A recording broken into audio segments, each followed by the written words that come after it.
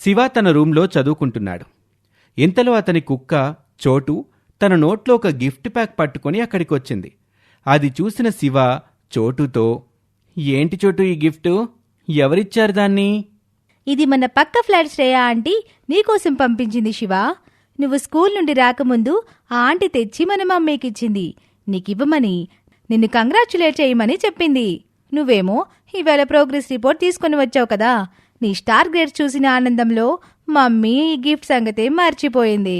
అందుకే నేనే గుర్తుగా తీసుకొచ్చాను నీకోసం. త్వరగా గిఫ్ట్ ఏంటో ఓపెన్ చేసి శివ చూద్దాం. లేదు చోటు, నాకే గిఫ్ట్స్ మీద ఇంట్రెస్ట్ లేదు.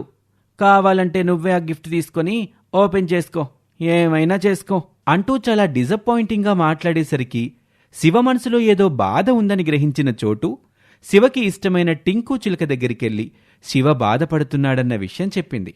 అప్పుడు టింకు చిలుక, చోటు ఇద్దరూ కలిసి శివ దగ్గరికొచ్చారు. ఏంటి శివ, ఎందుకలా బాధపడుతున్నావు? ఏం చెప్పాలి టింకు, అసలు నేను ఎందుకు క్లాస్కి టాపర్ అయ్యానా అనిపిస్తుంది నాకు ఒక్కోసారి అంటూ తన మనసులోని బాధని తన మిత్రులైన చోటు టింకులకి చెప్తున్నాడు.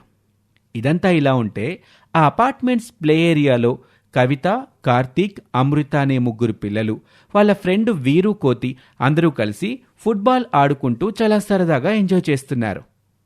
కార్తీక్, బాల్ని నాకు పాస్ చేయరా, నేను గోల్ వేస్తాను అనగాని కార్తీక్ ఆ బాల్ని అమ్ముకి పాస్ చేశాడు. కానీ మధ్యలో వీరు వచ్చి ఆ గోల్ తాను చేశాడు. హబ్బా, అలా మిస్ చేశావేంటమ్మో, ఇప్పుడు చూడు కవిత వీరు టీంకే గోల్ పోయింది. గోల్ మాకొస్తే ఏంటి మీకొస్తే ఏంట్రా, మనమందరం సరదాగా ఆడుతున్నాం. విన్నైనా లూజ్ అయినా స్పోర్టివ్గానే తీసుకోవాలి. సరే పదండి, మనందరం వెళ్ళి మా ఇంట్లో ఏమైనా స్నాక్స్ తిందాం అంటూ వాళ్ళందరూ వెళ్ళిపోతున్నారు. ఇదంతా పైన తన రూమ్ విండోలో నుండి చూస్తున్నాడు శివ. తనతో ఉన్న చోటు టింకులకి కింద ఉన్న వాళ్ళని చూపిస్తూ, చూశారా, వాళ్ళందరూ కూడా ఇదే అపార్ట్మెంట్స్లో ఉండేవాళ్ళు. అమ్మో, మా క్లాసే. ఇంకా కార్తీక్, కవిత మా స్కూల్లోనే చదువుతారు. మరి వాళ్ళందరూ స్కూల్లోనే కాదు, ఇంటికొచ్చాక కూడా కలిసి ఆడుకుంటారు. పైగా వాళ్ళందరూ యావరేజ్ స్టూడెంట్స్ అయినా కూడా చాలా హ్యాపీగా ఉంటారు.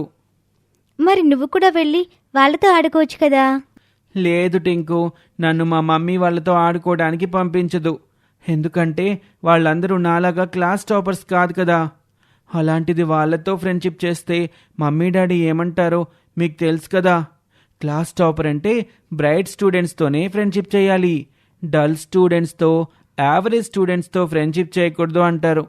కానీ నాకు మాత్రం అలా నా తోటి వాళ్ళు ఆడుకుంటుంటే వాళ్ళతోనే కలిసి ఆడుకోవాలని ఉంటుంది అంటూ ఒంటరిగా మిగిలిపోయిన తన బాల్యాన్ని తలుచుకుంటూ ఆ చిన్న వయసులో తన మనసులో మోస్తున్న భారాన్ని, బాధని ఎవరికి చెప్పుకోవాలో తెలియక తన చిలుక, కుక్కలకి చెప్పుకొని బాధపడుతున్నాడు శివ.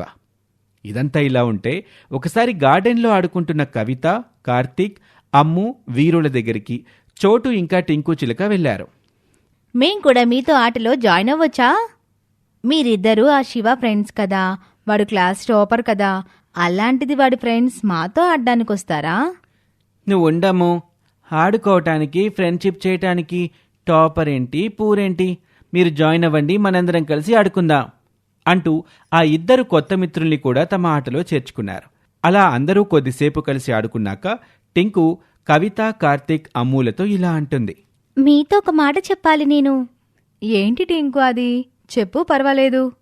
పాపం శివ ఉన్నాడు కదా, తనకి కూడా ఇలా బయటకొచ్చి అందరితో ఆడుకోవాలని, మీ అందరిలాగా అల్లరి చేయాలని ఉంటుంది. కానీ తనని తన పేరెంట్స్ ఎప్పుడూ చదువుకుంటూ ఉండాలి, ఫస్ట్ ర్యాంక్ రావాలి, అందుకే మెరిట్ స్టూడెంట్స్తో తప్ప ఇంకెవరితోటి ఫ్రెండ్షిప్ చేయకూడదు అని ఆపుతూ ఉంటారు. అవును, పాపం తనకెవరూ ఫ్రెండ్స్ లేరని శివ ఎప్పుడూ ఫీల్ అవుతూ ఉంటాడు. మీరిప్పుడు మమ్మల్ని మీ టీంలో ఆడనిచ్చినట్టే శివాని కూడా ఆడనిస్తారా? ప్లీజ్, ఏ ఫ్రెండ్స్ లేక తను లోన్లీగా ఫీల్ అవుతున్నాడు. అవునా, మాకీ విషయం తెలీదు. తను క్లాస్ టాపర్ కదా, అందుకే మా ఎవరితోనూ ఆడడానికి రాడు అనుకునేవాళ్ళం. పాపం తను ఇంత లోన్లీగా ఫీల్ అవుతున్నాడంటే మేము తనతో ఫ్రెండ్షిప్ చేస్తాంలే అంటూ ఆ పసి వాళ్ళందరూ శివ పరిస్థితి గురించి తెలుసుకొని జాలిపడ్డారు. అలా శివతో ఫ్రెండ్షిప్ చేయటం మొదలుపెట్టారు మిగిలిన పిల్లలు ముగ్గురు. కానీ శివ ఇంట్లో వాళ్ళ పేరెంట్స్ కేవలం బాగా చదివే పిల్లలతోటే శివని స్నేహం చేయమని రెస్ట్రిక్ట్ చేయటంతో వాళ్ళు సాయంత్రం ఆఫీసుల నుండి ఇంటికొచ్చే గ్యాపులో పిల్లలందరూ చాటుగా శివ ఇంట్లోకి వెళ్ళి అక్కడే వాళ్ళందరూ కలిసి కాసేపు ఇండోర్ గేమ్స్ అవి ఆడుకొని వాళ్ల పేరెంట్స్ ఇంటికొచ్చేలోపు వచ్చేసేవాళ్ళు. కాని శివకి అలా తన ఫ్రెండ్స్ తన ఇంటికి దొంగచాటుగా రావటం నచ్చక ఒకరోజు తన ఫ్రెండ్స్తో ఇలా అంటాడు. చూడండి ఫ్రెండ్స్, మీరిలా నా కోసం దొంగచాటుగా రావటం నాకు చాలా గిల్టీగా ఉంది. అందుకే ఒక పని చేద్దాం. కొద్ది రోజులు మనందరం ఆటలన్నీ పక్కన పెట్టేసి మా ఇంట్లో చదువుకుందాం. మీ అందరినీ నేను గైడ్ చేస్తాను. అలా మీరందరూ మంచి మార్కులు తెచ్చుకుంటే మీరు మా పేరెంట్స్ ఉన్నప్పుడే మా ఇంటికి రావచ్చు. అప్పుడు మనం చాలా చక్కగా ఆడుకోవచ్చు.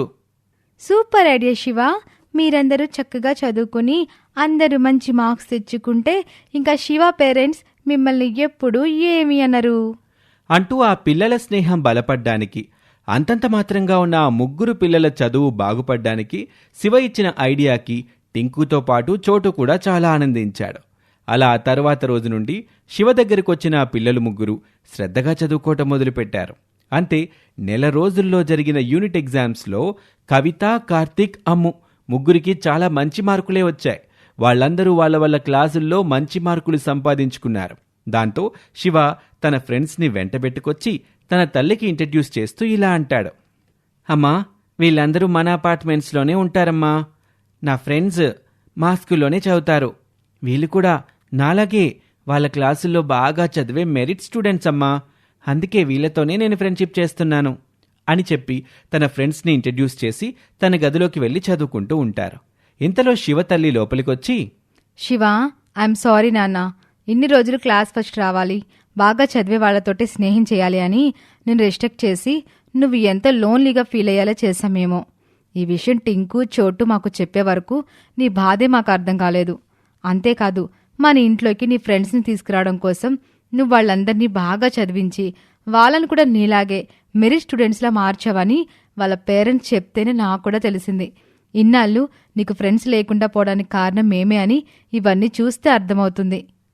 మరేం పర్వాలేదంటీ, మీరు అలా చేయటం వల్లే కదా మేం కూడా శివకి దొంగచాటుగా దగ్గరయ్యాం. తను మా డౌట్స్ అన్నీ క్లియర్ చేస్తేనే మేము మా క్లాస్లో టాపర్స్ అయ్యాం. మీరలా చేయటం వల్లే మాకు మంచి జరిగిందిలే ఆంటీ. అవునాంటీ, ఇప్పుడు మేం కూడా శివలాగా క్లాస్ టాపర్స్ అని అందరూ ఆనందించారు. ఆ విధంగా ఒంటరిగా మిగిలిపోతాడు అనుకున్న ఒక క్లాస్ టాపర్ తన తోటి మిత్రులందర్నీ క్లాస్ టాపర్స్ అయ్యేలా చేశాడు. పిల్లల మ్యాజిక్ షో. పిల్లలు అమృత, కార్తీక్ ఇద్దరూ చాలా షార్ప్ అండ్ స్మార్ట్. అందుకే ఆ పిల్లల పేరెంట్స్ వాళ్ళకి చిన్నప్పటి నుండి ఏది ఇంట్రెస్ట్ అంటే అదే నేర్పిస్తున్నారు. వాళ్ళు కూడా ఏది మొదలుపెట్టినా అందులో బాగా శ్రద్ధ పెట్టి నేర్చుకుంటున్నారు. అలా ఆ పిల్లలిద్దరూ ఎన్నో కళలు నేర్చుకున్నారు. కానీ ఆ పిల్లలిద్దరికీ మ్యాజిక్ చేయటం అంటేనే ఎక్కువ ఇష్టం. పైగా ఆ మ్యాజిక్ చేయటం కోసం వాళ్ళిద్దరూ కొత్త కొత్త కాన్సెప్ట్స్ ఎప్పుడూ డిస్కస్ చేసుకుంటూ ఉంటారు. అలాంటి ఆ పిల్లలిద్దరూ ఒకసారి సరదాగా ఐస్ క్రీం తినాలని కారులో వెళ్తున్నారు. ముందు సీట్లో వాళ్ళ మదర్ కారు నడుపుతూ ఉంటే పిల్లలిద్దరూ వెనక సీట్లో కూర్చొని విండోలో నుండి బయటకు చూస్తున్నారు. అమ్మో, ఇవాళ బయట క్లైమేట్ చాలా బాగుంది కదా. అవును కార్తీక్, ఎక్కువ ఎండ లేదు, అలా అని మబ్బు కూడా లేదు.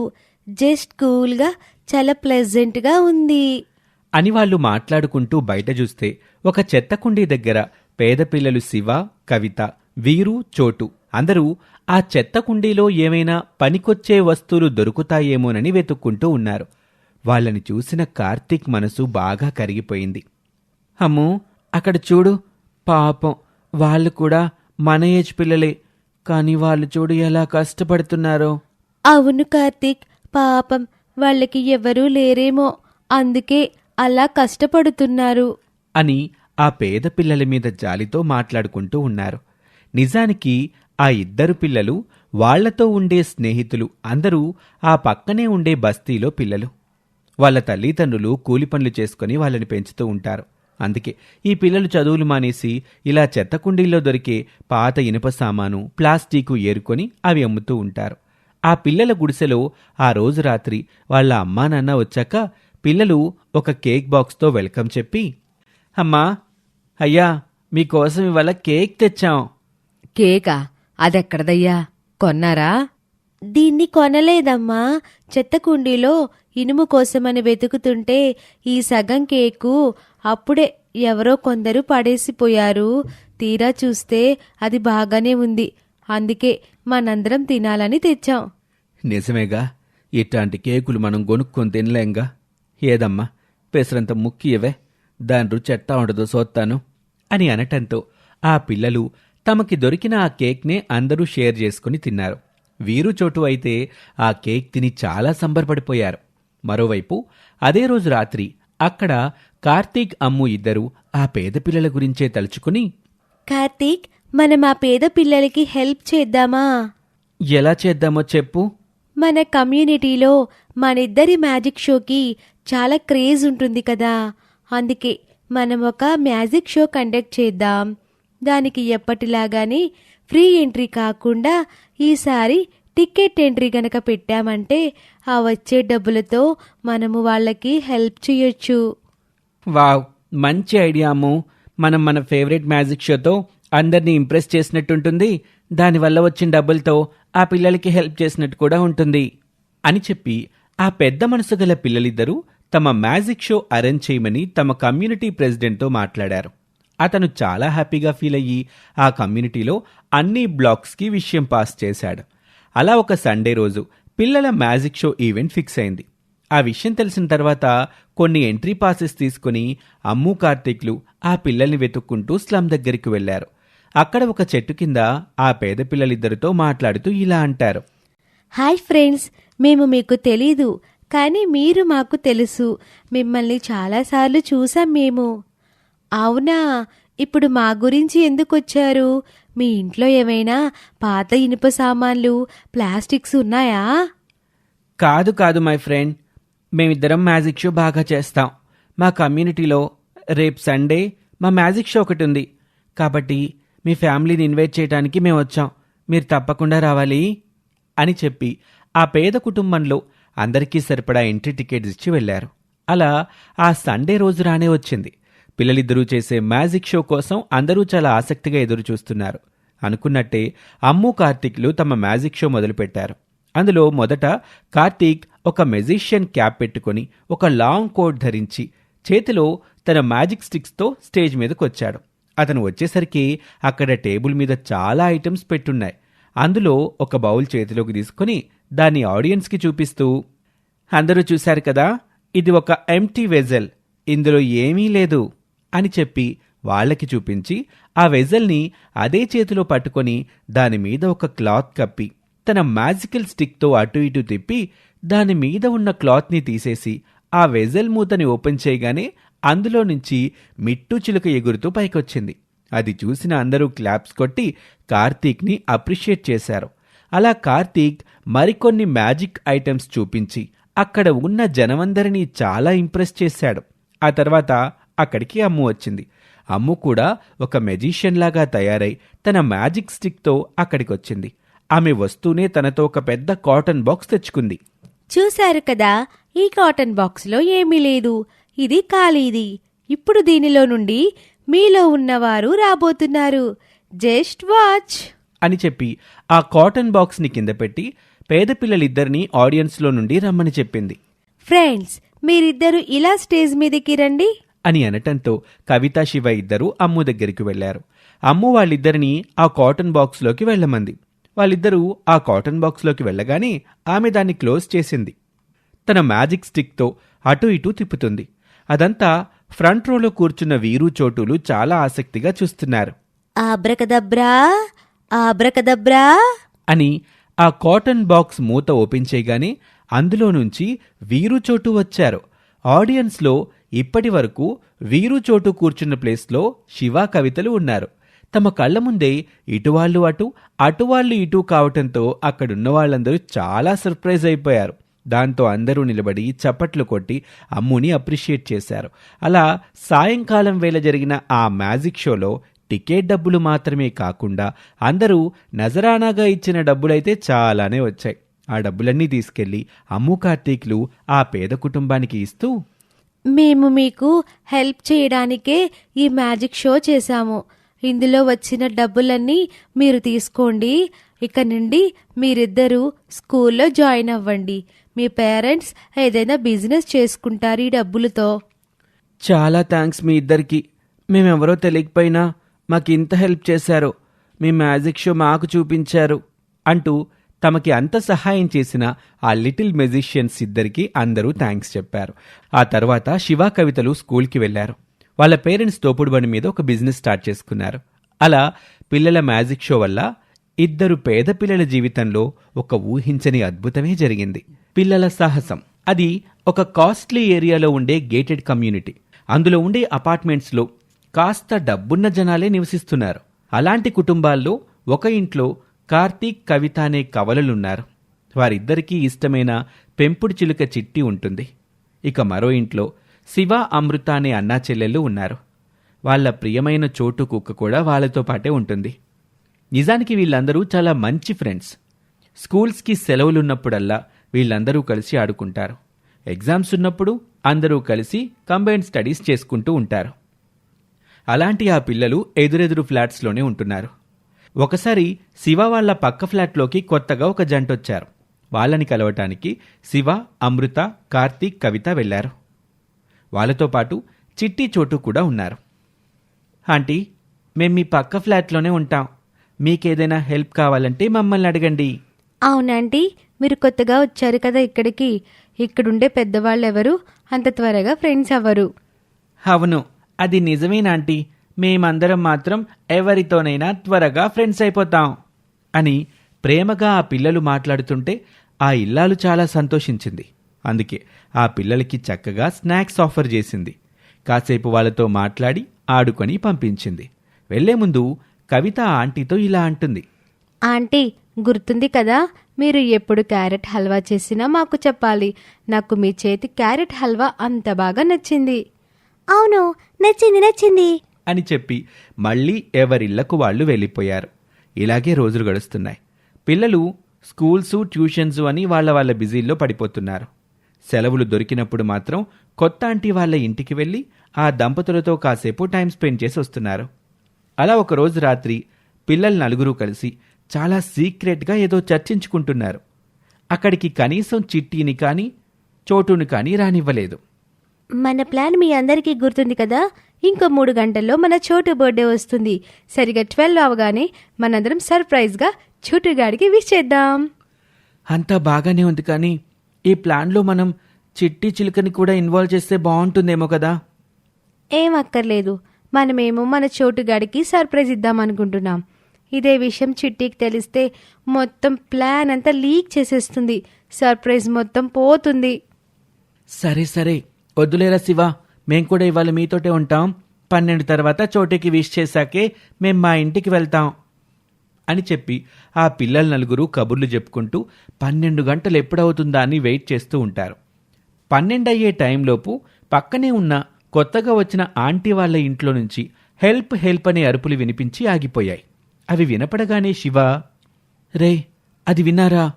ఆంటీ గొంతులో ఉంది కదా, హెల్ప్ హెల్ప్ అని అరుస్తున్నారెందుకు అమ్మా నాన్నకి చెప్పి ఏమైందో చూడమందాం పదన్నా అని ఆ పిల్లలిద్దరూ వెళ్ళి 5 నిమిషాల్లో మళ్లీ ముఖం వెళ్లాడేసుకుని కార్తీక్, కవితల దగ్గరికి వచ్చారు.